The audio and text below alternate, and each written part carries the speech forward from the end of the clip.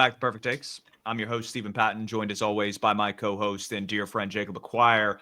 And here in the Queen City, we unfortunately had to release a Jewell from the team because of, I wouldn't say unforeseen circumstances, at least from the team's perspective, but the public eye, we weren't aware of that the concussion problems that Josey Jewell was dealing with at the end of last year has bled into the offseason, and he is still yet to be cleared. So at this point, Josey Jewell is no longer a Carolina Panther, and that leaves a massive gaping hole in the linebacking room. And I think this is a segue into today's episode. Training camp kicked off yesterday. It's what kind of keyed us into this information that we just started the episode with.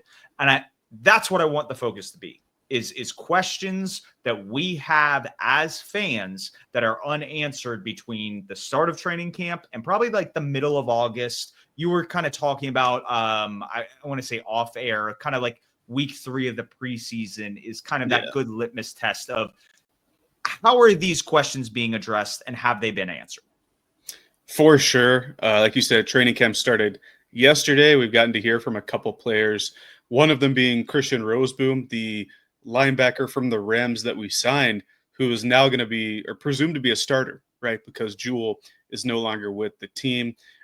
He mentioned in his presser that he's used to being, or he has done the green dot before, which is like the guy on defense with the green dot gets the calls in the helmet and relays that to the rest of the defense. So he's been a communicator before, so he's used to it. And if you look at last year, he kind of had a career year in the second half of the season when the Rams actually turned it up and made a playoff run that almost got them to the NFC Championship game. They lost a very slim margin there in the snow in Philadelphia. But outside of Roseboom and outside of Trevin Wallace, last year's third-round rookie, he played a lot last year, but also missed some time with a couple of injuries. He came into the offseason with a shoulder, but I think he's still, like, he's good now and practicing now. Outside of those two, a lot of questions, like who's the depth going to be? Are we going to rely on any undrafted free agents at that position? Because, last year we had Jalen Coker, Damani Richardson, the safety, who we'll talk about later. What's going to happen with the linebacker room? That's got to be the biggest question as far as the Panthers go. If you're looking roster to bottom, and I think prior to the release of Josey Jewell, this wasn't the case. But with that, a thin linebacking room gets thinner. And like you said, we're relying on guys that were arguably practice squad dudes last year, or like you said, undrafted rookies. And maybe you find a diamond in the rough. But I think it's very hard when you're looking at Claudin Cherlis, Radigan, Winmom, Martin Scott, Numenero. These are long shot bubble guys. These names probably don't even register with the common Panthers fan. And so for those watching on YouTube, Anthony Reinhard, a previous guest of the show, has built a wonderful graphic on kind of projecting what the 53-man roster could look like here in a month or so. And so again, we're left with that linebacker discussion outside of those top two guys, and with Josey Jewell now released, like where do you go? And so you look at the, I want to say free agency, like availability of some guys. And I think the best option in that aspect would be like a Kazir White, who played with the Arizona Cardinals last year, maybe trying to make a move for Jawan Bentley with the New England Patriots. Just somebody that you feel confident, at least in the run game. Like if he's a liability in coverage, like you're not going to find a good coverage linebacker at this point. But I think you can do different things schematically to hide a player like that if they're like a heat-seeking missile, especially in the run game. CJ Mosley, the former Raven and New York Jet, also available. And I agree with you there. I think that one of the things last year we looked at with our linebackers, and something Josey Jewell did pretty admirably in the latter half of the year, our defensive line was horrific, right? They would just have running lanes already open, and that puts so much more strain on the linebackers. I think if the defensive front is improved enough, and we'll talk about that in a little bit, that's going to help whoever the linebackers are. Even if Josey Jewell were on the team still, that would help him a lot. But I agree with you. Outside of Wallace and Roseboom, gets a little iffy. Claudin Cherlis is somebody that both Dan Morgan and Dave Canales mentioned quite a bit, not only in the offseason pressers, but during last season's pressers when we had the linebacker injuries. as somebody that they trust. John Radigan is a special teamer that's been with Dave Canales for quite some time. So I have a good feeling he'd make it. And then the fan favorite is going to be Bam Martin Scott from South Carolina, or from the University of South Carolina. A lot of Panthers fans are South Carolina fans. We have quite a few Gamecocks on the roster already. So I think that if fans are rooting for somebody on the bubble, it would be Martin Scott from South Carolina. But I would hesitate just a little bit. He didn't start a lot of games for South Carolina last year. They had 2 guys that were drafted ahead of him. So there's a reason he's an undrafted guy. But if you want to root for a local guy, Bam Martin Scott's the way to go. But I can't foresee them being satisfied with this room. Like whether it's Kaiser White, whether it's Mosley, Jawan Bentley, I think we'll see at least one addition, just even as a camp body, because they need some veteran presence in that linebacker room.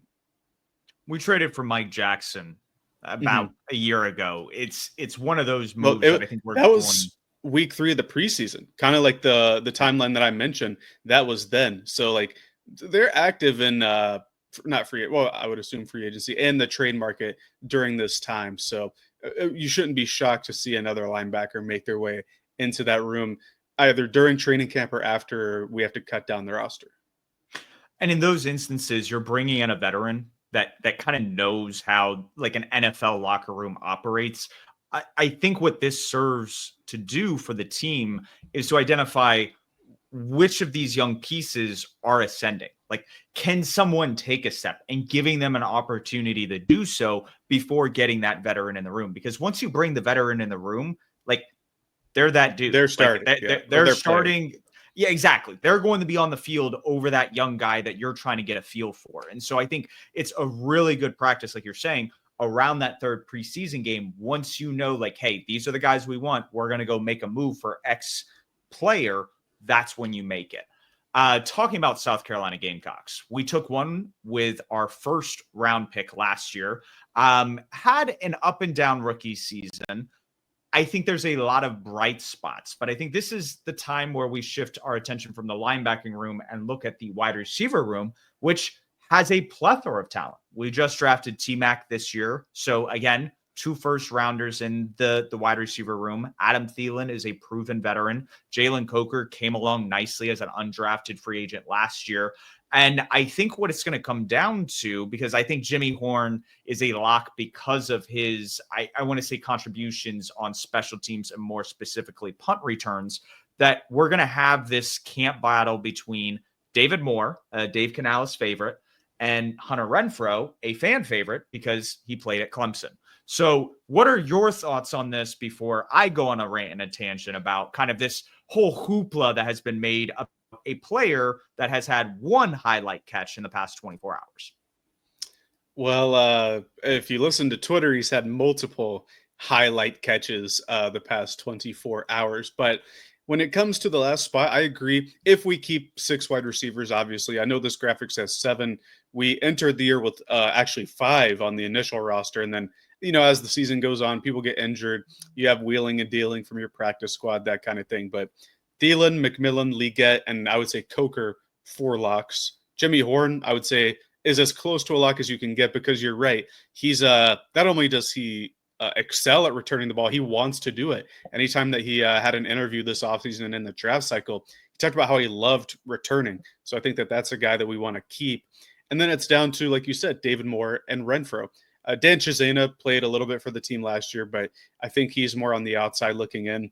David Moore is the Dave Canales guy, right? Like you said, he was with him in Seattle. He was with him in Tampa Bay.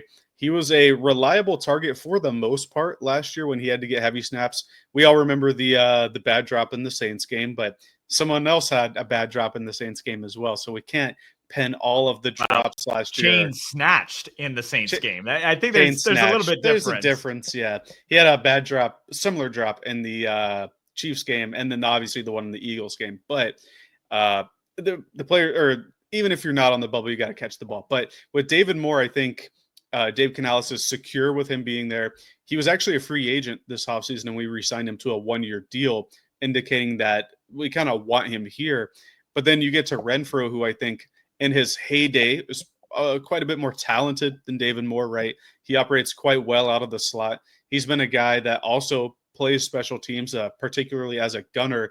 I remember there's one highlight, I think it's against the Chargers, where the Raiders went, and this was years ago, right? Because he hasn't played in a couple of years, or he didn't play last year and didn't play well before that. But against the Chargers on a 4th down fake punt, the Chargers DB almost intercepts it, and Hunter Renfrow just trucks him. So like Renfrow has the special teams experience as well. It's just going to come down to who is the team we're comfortable with. I think we're past the stage of being just such a roster devoid of talent that you have to take comfort players like we were last year. But I think we're still in that area, even in a position group that's as deep as our receiver room, where I think the tiebreaker is going to be comfort because both of those guys play special teams. But if Renfrow continues to impress, I don't expect to hear the chatter dying anytime soon, because I think his highs can be a bit more high as a receiver than David Moore's can. I would be hesitant to say that simply because when you look at the plays that David Moore made last year, I'm thinking the 3rd down against the Kansas City Chiefs when Bryce Young has the blitz in his face. He throws the quick out route on the 3rd and 11. David Moore catches it out of his break. Then the game winner against the Arizona Cardinals up over the shoulder. I think he had an interview with Mike Kay this past offseason of talking about like, hey, boxing out the corner, using the late hands. Just there's some fundamental things that go into just a simple back shoulder play like that. And because you said the connection with Dave Canales, that's what's going to help with some of the locker room chemistry. You did have Bryce Young come out and say, and even praise Hunter Renfrow and his ability to separate and create openings and windows. And if that is your point about Renfrow having a higher ceiling, I agree with you. And I think if Thielen were to get injured, having both these guys instead of Thielen and one would be a perfect substitute. Obviously, I want Thielen, the guy that's able to grab one-handers out of the air and give Cooper DeJean a run for his money. But in that scenario where we're talking about a veteran presence where you know what they're bringing to the table, they're a role player. And I think what's frustrated me most about this first 24 hours, like training camp just got going. And Andy Dalton throws a pass a little ahead of Hunter Renfrow, and he makes a diving grab and grabs it with his hands. I mean, something that I wish we saw more of from like Xavier Legette and some of these other receivers we were talking about last year. But to say that he dominated practice or he's the most efficient wide receiver, reason why the Panthers are going to take a next step, it's like he didn't even catch this pass from Bryce Young. Like what are we doing? Like, I understand he could become a role player, but a 30-year-old wide receiver that is coming off missed time from the NFL, like this guy is probably going to make the practice squad and come back on the team, similar to Jalen Coker last year and last offseason. Like that's the most likely trajectory. This guy isn't a superstar. He's not the Pro Bowler he was a couple of years ago. He's a potential role player. And that's all I want to say about Hunter Renfrow. I'm kind of getting exhausted by the bit because this idea that he's going to be this big contributor, I think, is blown out of proportion. Well, he's going to have his fans here, right? He played at Clemson, caught the game winner in a national championship. Illegal pick play, by the way, but it was still a game winner. And that was Clemson's first title in like 50 years or 30 years or something like that. So he's going to have his favorites around here. As far as the role player point goes, I agree. But David Moore is also a role player. A lot of the plays you talked about last year, the plays that he made, so to speak, they were just catches to grab. He didn't beat anyone or moss anyone on any of those plays, but he still made the grab, which is important, right? I think about the Falcons game too, where he runs the inside slant, gets it right past the DB. Another good play, right?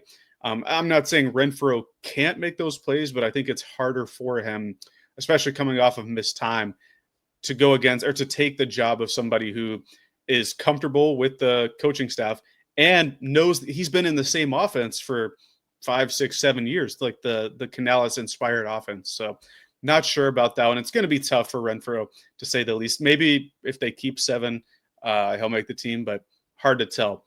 I think on the other side of the ball, and do you have a point? Well, the transition point here, I think, is perfect because while we watch these guys in training camp and the videos come out, they're going to be competing against, I Mm-hmm. think, a very fragile secondary. And so where we kicked off with the linebacking room being devoid of talent, I think the secondary has a lot of other big questions. And so outside of J.C. Horn and Trevin Moehrig, you mentioned Damani Richardson a little bit earlier, but like who else are we relying on? And outside of those guys, if they get hurt, like what is the situation of that group? Yeah, it's thin to say the least, right? I think these position well, I think corner is probably a bit better than the linebacking room right now. Safety, who knows? Trayvon Merrick was like the big fish in free agency, right? So they expect a lot out of him. They spent a 4th-round pick, I believe, on Lathan Ransom from Ohio State. Expect a lot out of him as well. And I think Damani Richardson is all but a lock for this team. He started down the stretch at both free and strong safety. Made some really good plays in the not Falcons, Cardinals game where he had the interception, and the Eagles game in particular when he was a blitzer. He had Jalen Hurts like scrambled with blitzes and was a big part of how we almost won that game. But outside of that room, I think it is a bit rough. That could be another spot where the UDFA sneaks in. You flip it to corners. I feel really good about J.C. Horn. He showed that he could stay healthy for a large part of last season. Hopefully that can continue. Mike Jackson, I feel better if he's the corner 3, but the way we have our corners right now, that's just kind of how it has to be. He had his moments as well. And then I think Shaw Smith Wade, I think they expect a ton out of him from that nickel spot. I think it says a lot that they had the opportunity to upgrade the nickel corner and didn't with Shaw Smith Wade. If we had to pick a breakout player for the team, it would be him for me. But as far as after the starters, that's when the questions start to pop up. And then you're like, oh, but you look at the starters and that's who's going to start games. That's who's going to start half the games, maybe, right? But this is the NFL. Players get injured. They get banged up. But this is a sport where players run into each other. It's going to happen. And then when you look down the depth chart there, you're left with guys that don't inspire a ton of confidence. Like Shamar Bartholomew, if you look at all of the highlights that Drake London had in that Week 18 game, a lot of them were on Bartholomew. As I think somewhere on a Caleb Evans as well. All the things that Michael Penix and Falcons fans used to prop him up for next year, it was on the weakened and injured secondary of the Panthers. So it doesn't inspire a ton of confidence. I don't think the room is any deeper. The corner room is any deeper than it was last year. But I like the upgrades at safety, and hopefully with the upgrades to the defensive front, hopefully that should cascade through the linebackers to the DBs. But we'll have to see. We shall see, and we'll talk about kind of the improvements up front that may help this back end. That is a little thin, and I think when we talk about the cornerback 2 spot, I wasn't super impressed with Mike Jackson. He obviously had a phenomenal game against Marvin Harrison Jr. against the Cardinals. Mm-hmm. A lot of good pass breakups, but that was kind of Marvin Harrison Jr.'s issue his rookie year is he wasn't able to body guys. He wasn't able to box out. And so he's putting on 10 pounds. Yeah, we'll talk about him. You see him 235 pounds or whatever he is. Yeah, I think he improved in that regard. And that's kind of where if we're propping him up on a game where, yes, this is a bigger physical cornerback, that's great, but you're getting burned. You're the corner that's getting targeted out on the field because J.C. Horn's locking up the other side. And so when you look at kind of the free agent cornerback market, there are some guys out there like a Rasul Douglas who I think from depth and maybe even stepping in and being that guy, like that makes me feel a lot more comfortable. And then Shaw Smith Wade, if for some reason he gets even a little bit banged up, bring in a guy like Mike Hilton. I think he's still available. He's a good slot corner. Now, maybe I got to go back and watch. The Bengals were obviously horrific last year, but last I knew, he was a guy that could handle his responsibilities in the slot to where if you need a little bit more breathing room, go after a guy like him. And then for safeties, even though we missed out on Julian Blackmon, Justin Simmons is still out there. You still have other veterans that can go in and fill in a gap or two based on what it looks like in training camp. But like you said, Damani Richardson came on strong at the end of last year. They drafted Lathan Ransom, who they're hoping will take that next step. And you do have Nick Scott. I'm not saying Nick Scott's all that, but it's a lot better than what I feel like Bartholomew with the corners, where it's like I can see it in a nickel package in a pinch, putting him out in the field. I don't want to see some of these other backup cornerbacks, though, seeing much of the field, if at all. Yeah, for sure. I agree. I think we would both feel better if, even if you sign somebody like Douglas, like Hilton, even if they don't play, just having a veteran presence in the room, like a 5, 6, 7, 8, 10 year veteran Mhm. over someone who's been in the league like 2 or 3 years as a fringe guy. I think we'd feel a little bit better there. And they could even help guys like Smith Wade. And I don't think JC Horn needs too much help, but Mike Jackson, like improve throughout and grow as players during practice and things like that. We talked about the safeties, or excuse me, the secondaries and linebackers. What's really going to matter on the defense is the defensive front. That's like the defensive line, the edge rushers. And while they didn't do a ton to improve the groups we've already talked about, that was the focus this offseason, right? In free agency, obviously, they signed Turk Wharton from the Chiefs, Bobby Brown, the third from the LA Rams. They drafted Cam Jackson. Then as edge rushers, they signed Patrick Jones from Minnesota, and then drafted the guys in rounds 2 and 3 on day 2 at the draft. So they're very heavily invested in this defensive front. I think that if they play much, much better than they did last year, which we expect them to, the whole defense will play better. But that remains to be seen. It's a lot of what ifs. And I just want to kind of I sent you this tweet and we had put it together for the Purrfect Takes account. And this was, I want to think back in September, October of last year. But in essence, the money that we paid Jadeveon Clowney, Josey Jewell, Ashawn Robinson, Jordan Fuller, and Dane Jackson. I'm leaving out like one other player, but out of those 6 guys that we signed to replace Brian Burns and Frankie Louvu in the aggregate, only 2 now remain on the roster. And that's crazy. I think it's Ashawn Robinson and it's DJ DJ Wonnum. Wonnum. Of course, I forgot the guy because initially he started on IR, and so I think he is cleared from a medical standpoint. He has worked through that issue, and when he was on the field, he was very productive. So I feel very happy about having him, or what looks like projecting to have him in week 1. You add in Patrick Jones, a guy that you feel comfortable that in the run game. Nick Scorton was borderline a first-round pick when he played at Purdue, and because of some of the complications with the Texas A&M program and what they were looking out of him as a player, I think his production tanks. So when you're able to get a player like him after pick 50, and he's getting back down to a better playing weight for an edge player, this is where I feel a lot more confident about him on early downs. And so all of a sudden, now what we're looking at on those early down situations is an edge group that can contain the run game. And I think that's a huge thing because that's not something that we had outside of Jadeveon Clowney. Like that was all we had last year for, I want to say, the first 8 to 10 weeks outside of some of the other pieces that were rotating in the fill in for Derek Brown. So then when you look on the interior, I like Bobby Brown, as much as everybody is, I think praising him as being this run stuffer, the Rams still got ran over all of last year. And they went out and signed Puna Ford this year. So I think he's a good addition. I think he raises the floor, but he's a guy that's starting training camp out injured. And so this is where I think the rookie Cam Jackson might have a chance to supplant him as that nose tackle, freeing Derek Brown and Turk Wharton as your 3 techs. I'm not sure. Well, he'll take the reps, obviously, in training camp, but I think come week 1, when we expect Bobby Brown to be back, the same with the punter, Sam Martin, because they're on the NFI, which that's not nearly as bad as IR or PUP or anything like that. And Dave Canales has said that they expect him back. But you're right. It gives Cam Jackson a good opportunity. I think the biggest thing about the defensive line is getting Derek Brown back. Like, we got to remember, this guy played 1 game of last year, and he got hurt pretty early into that game.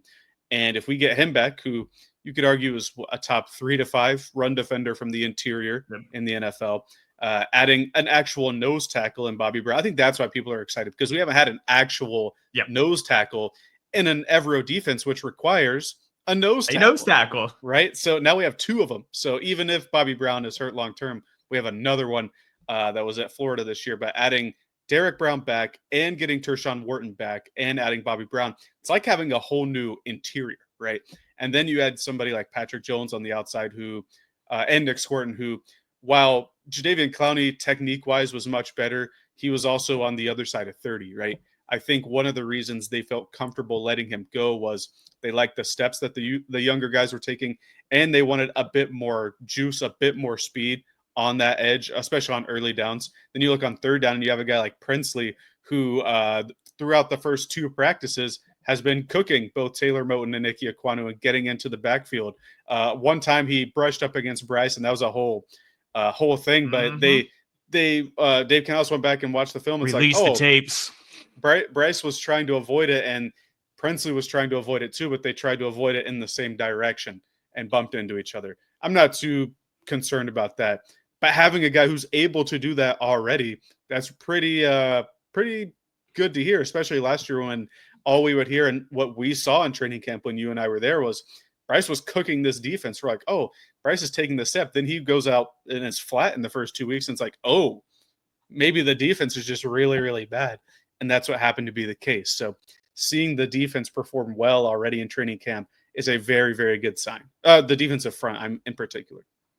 It is. And that was the 180 I wanted to talk about when I brought up some of the players that we signed last year and the attempt to replace Brian Burns and Frankie Louvu in the aggregate. Is that blew up in our face. We only kept a couple of those guys, but this past offseason with drafting Nick Scorton and Princely Uman-Milan, and that was a guy around the draft I think I projected to have the most sacks on this team. And I think with Clowney off the roster and like you said, Derek Brown being more of a run fitter and not like a guy that gets after the quarterback and his impact already in training camp, it's like, that seems like a guy that can maybe rack up 10 sacks as a rookie, which would be extremely impressive. And I think he would have the luxury of coming in those late down situations because like we talked about, AJ Wanham, Nick Scorton, and then your free agent addition this past year, Patrick Jones. So like that, there's a lot to like about what is on the defense line, but there was a lot to like last year. And then we saw how it unfolded. So this is where I want to be cautious in my optimism.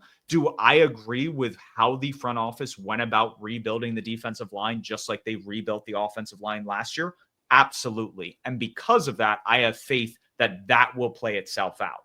The question, and I think this goes back to what we just talked about a little bit ago, is how much of that improvement is going to help the back end to where they aren't exposed as much. And that is going to be my question, is because outside of Princely, who else is generating a pass rush? Who is making the quarterback uncomfortable? We can stop the run. We aren't going to allow 3,000 yards on the ground. But this is where, okay, our offense is going to then just target some of these weak link systems on the back end. For sure. And that's a valid question to ask. When you talked about, we were kind of excited last year about the additions they brought in on the defensive line. I agree, but then the defensive line didn't have DJ Wanham to start and then didn't have Derek Brown. So they like the additions in the new defensive line. Well, it was just Ashawn Robinson and Jadeveon Clowney at that point, right? And I think there's a lot more depth this year. I think there are players that can move the pocket and pressure, maybe not get the quarterback down as effectively as we would want initially. But I think guys like Turk Wharton, Princely, even Nick Scorton, now that he's back at his Purdue size and weight, and DJ Wanham, who when he was on the field was rather effective in sacking the QB. I think and you mentioned the term aggregate a lot. I think as a whole, on aggregate, our entire defensive line can provide more pressure, and it's about stopping the run, right? And if you stop the run, you get more opportunities to rush the passer. Last year, obviously, we didn't stop the run very much. I think it was the second most rushing yard, or maybe third most rushing yards ever allowed. Hopefully, that changes quite a bit this year. And the last thing I'll say is, if you look at the graphic here, I feel good about having 10 deep at the edge and interior defensive line. Last year, I felt good about like 5 of them as the season went, or even as the season started, I felt good about 5 of the players. So having more depth is a much better thing. But like you said, if we go up against an offense that runs a lot of quick game, that knows how to work around defensive lines that are strong and stout, like Mike McDaniel in Miami, who I believe we play week 5 or 6, right? Tua's used to having the pressure in his face instantly, but they can work around it with that kind of offense. And those are the kind of offenses that worry me, not so much the offenses where we have to cover for 3 seconds, because I don't think we'll have to cover for 3.5 seconds anymore with the rush upgrades that we have. Absolutely. And like you said, the confidence in how many of the offense or defensive linemen, I should say, are on the field has jumped insurmountably, like double. Mhm. Like it's pretty crazy to think about just the turnaround there, and the fact that your starters at the end of last year and guys like Ashawn Robinson and Shai Tuttle can go back to being reserves, can go back to being guys that are coming off the bench and not taking most of the snaps during the course of a game. So that always helps. It's like the totem pole with getting T-Mac. Is that means, okay, now Adam Thielen, Xavier Legette, they're getting the second and third cornerback as opposed to the first and second cornerback. And so that helps matchups all across the field.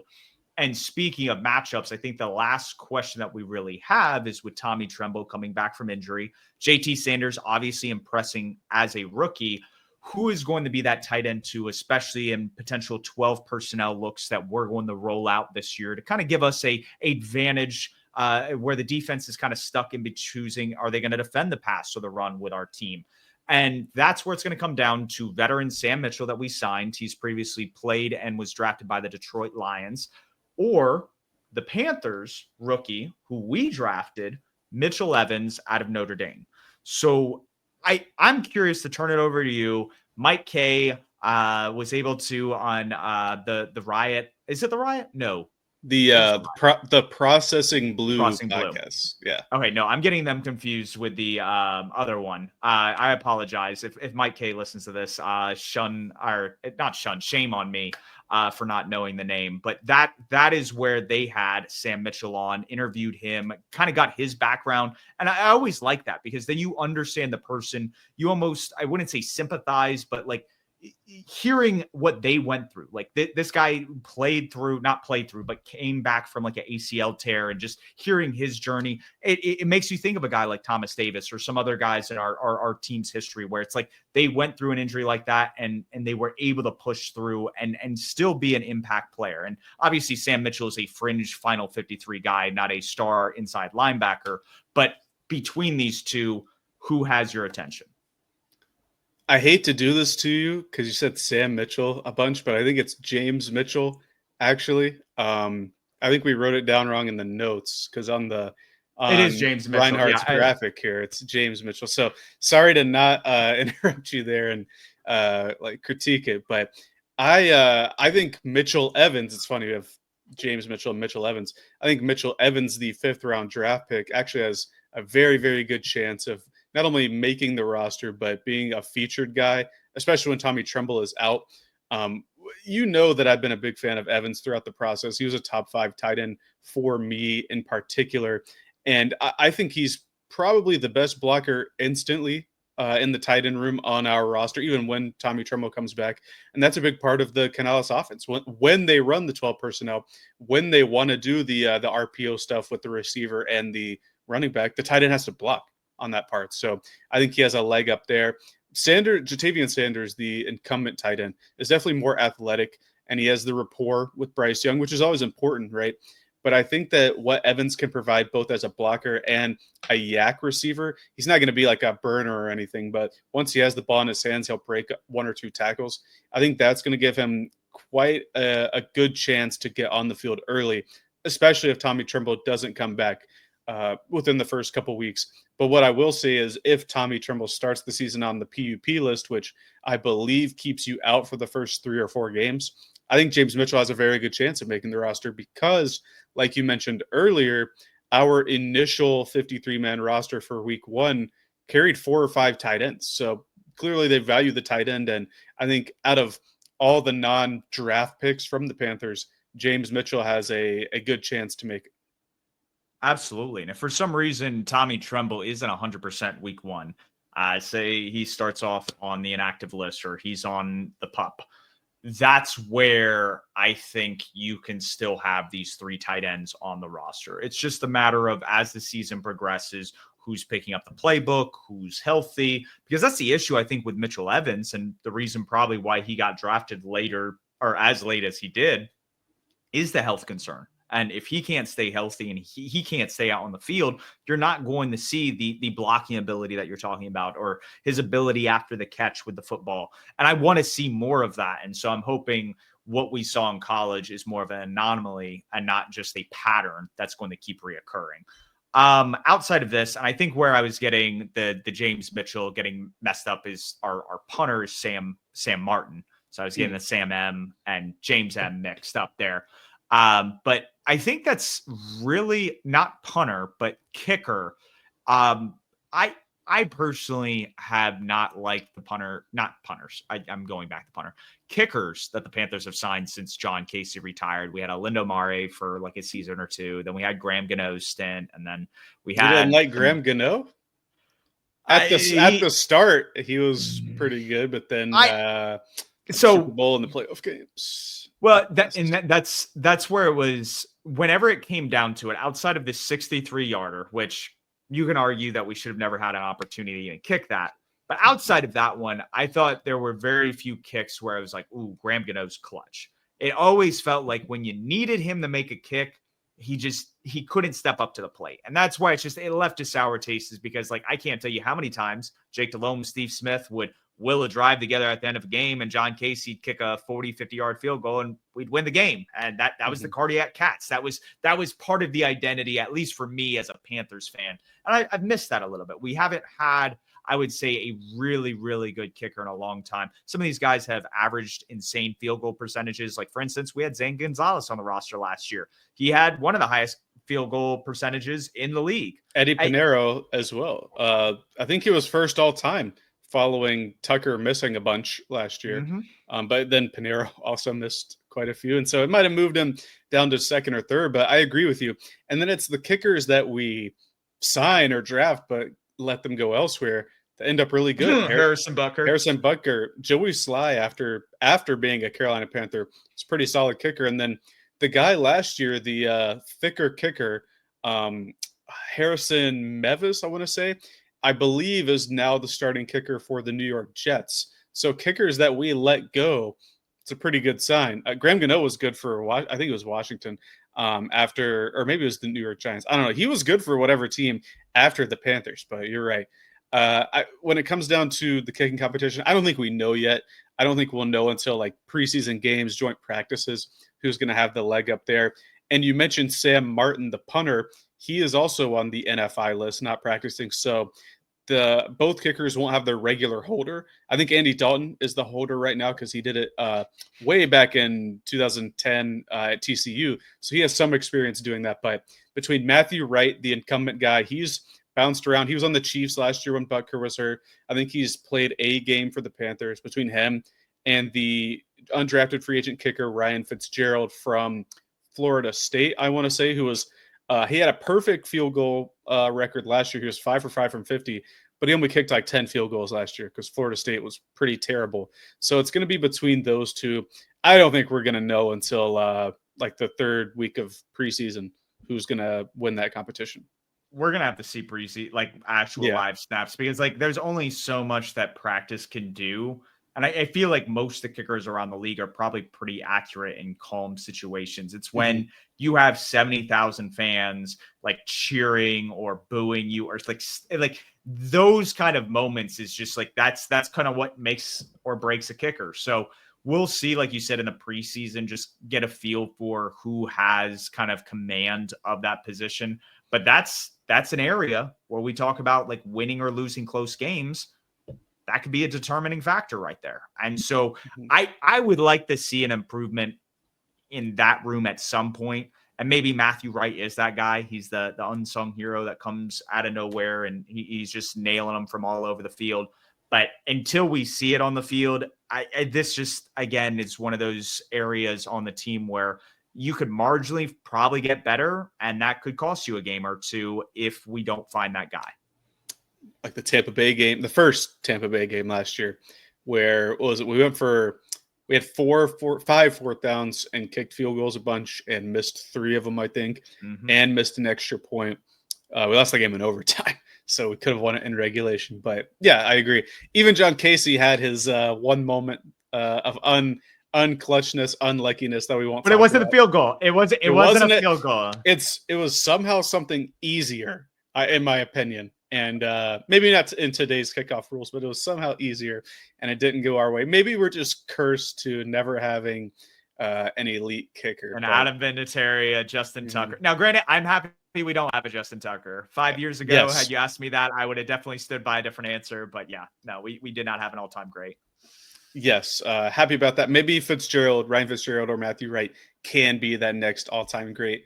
Time will tell, but I think we're into takes territory now. A lot of questions we went over today. Some of them we answered. Some we'll have to see through joint practices and preseason and stuff like that. And I think our first preseason game is because it's on a Thursday, I believe, because all our games are Thursdays and Fridays. I think our first preseason game is in 2 weeks, so it's coming closer than you think it is. So we'll have some football back, maybe not full regular NFL season, but we'll have some football back. And I think my take for today is that we talked about it a lot between the receivers, and it comes down to that sixth spot if we keep 6 receivers. And I think that one way or another, Hunter Renfrow will make this team. And that might mean practice squad. That might mean the full 53-man roster. But Hunter Renfrow is going to make it. And I'm leaning more and more. Don't make that face. As we get through the process, I'm leaning more and more that it's going to be the 53. So if this is so for our listeners, we have a Google Doc where we put our notes, and at the bottom we obviously have our perfect takes because that's the end of the episode. He blacks out what he was going to say, and I wrote this yesterday, by the way. I'm not saying he wrote it today. He wrote it yesterday. I'm just saying he blacked it out. So obviously, like I know this is going to get brought up when we have this. I don't know exactly the angle he's going to have, but the fact that you're on the fence about like he's either going to make the 53 or practice squad, like to me, like you don't like you're on the team and can get elevated, but to me, you're not on the team if you're on the practice squad. Like that's what makes the beauty of the final 53. And so it's like choose a side of the fence. All because right. like I was really close doing my perfect takes as he's not going to make the final 53. And so like I don't know if I want to be on that side, but that's where I'm like lane, so I can at least like choose the other one if I want. All to. right, he'll make the 53 then. If we want to take it that way. Yeah, I think he might not provide as much comfort in the offense as a guy like David Moore, but I think he provides more as a receiver ideally when he's fully healthy and has his NFL legs underneath him, and that's what this whole offseason has been about. I think he provides more as a receiver. I think their impact on special teams is probably equal. I know David Moore can return. He's kind of like well, I don't want to say Britton Person because Britton Person just couldn't catch it. But David Moore is more of I can catch the punt, but I'm not going to run it. I think Renfrow can do that as well. And I think he can be active on the kickoff and on the punt coverage team as well. So, yeah, I'll say he makes the 53. Okay. I like it. There we go. Pretty decisive. He chose his path. He now gets to lay in his bed, and we'll find out if he's right. So I'll stay away from this. I'll probably end up making a take about Hunter Renfrow in the next few weeks. Great dude. All of my points are not to knock him. It's just to remind people that this is a role player. This is not some star player that everybody was wanting to get. He signed a 1-year deal worth a little over $1 million, guys. Like this isn't big money. This is a vetman deal for a role player. I want to look at the side because everything we keep hearing from the Panthers, and I'm not so sure that they feel comfortable about the cornerback room right now or the linebacking room. But everything we've really heard about them in regards to the safety room leads me to believe that we're not really going to see any big changes. So what I mean by this is we aren't going to see any big name guys signed, barring an injury. I'll say this, like barring an injury to the guys that we currently have in the room, that they feel confident that those are the starters, that Damani Richardson is going to take that step, and the Mo Rig pickup, like he's the other starter, and the guys you have in terms of the rookie and Ransom and your veteran and Nick Scott, that's your backup. That's your depth. That's it. Like, and that, in my opinion, is how the safety room plays out. So that's my perfect take. So no like starter caliber additions barring an injury. Okay. Yeah. I agree with you there. As much as I would like somebody like Simmons who has familiarity, and Ejiro Avero's defense he wasn't horrible last year with the Falcons either. As much as I would like to have somebody like that, the Trayvon Merrick's the starter. They spent a lot of money on him to be an impact player. They drafted somebody with a top, let's say 150 pick. It was a 4th round pick. And then Damani Richardson has been good enough to stick around. Richardson was on the initial 53-man roster, if I'm not mistaken. So they carried him throughout all of last season, and he eventually became the starter. And then you have a guy, Nick Scott, who's a special teamer. He can eat innings, if you want to use a baseball term there, but he's a guy that can play special teams as well. Kind of like Sam Franklin. I would have preferred Sam Franklin. He's like our special teams ace, but I think he might have gotten a more lucrative deal in Denver, I want to say, which he went to the Broncos. That's what an upgrade for him as far as defensive performance goes. But I agree with you there. I think no starter addition unless we unfortunately lose somebody to injury in training camp. I think the way the front office, the way the coaches have talked about it, they just feel more confident about that. I think when you ask them about some of the other pieces, like they're aware of the state of the linebacking room right now. I don't think that they're like happy with where it is. They're just seeing some of the younger pieces before adding veteran depth. And obviously Brant Tillis, Dan Morgan are having the discussions of what a trade package or signing may look like. And obviously you hear it from players. I think Jadeveon Clowney even came out and said it like a week or so ago that like he has 4 or 5 teams that are kind of staying in touch with him. Like, hey, what's the feel like? Like, what do you want to do kind of situation? And that's the case with a lot of these veteran players is a lot of teams are just keeping tabs on guys right now as they're figuring out what they need. For sure. I wanted to look it up before we sign off here. Friday, August 8th, which is not next Friday, but the Friday after. That's our first preseason game. We're hosting the Cleveland Browns. We have a joint practice with them before that. Then the following week, we have a joint practice in Houston with the Houston Texans that hopefully we see a little bit of Bryce versus Stroud there. I think week 2 is usually when the starters like to play. So that storyline will be there, I guess. And then the following week, it's a Thursday. So we have a Friday, Saturday, Thursday, but it's going to be here sooner than you think. So we'll have football back. I think next week, unless we can come up with some like on the fly topics, we'll probably take a 1-week hiatus before getting into breaking down all the divisions. So we'll do like the North, the South, the East, and the West, AFC, NFC for the week. And then by the time we finish that, it'll be game week. So football is almost here. We're about a month and a half away.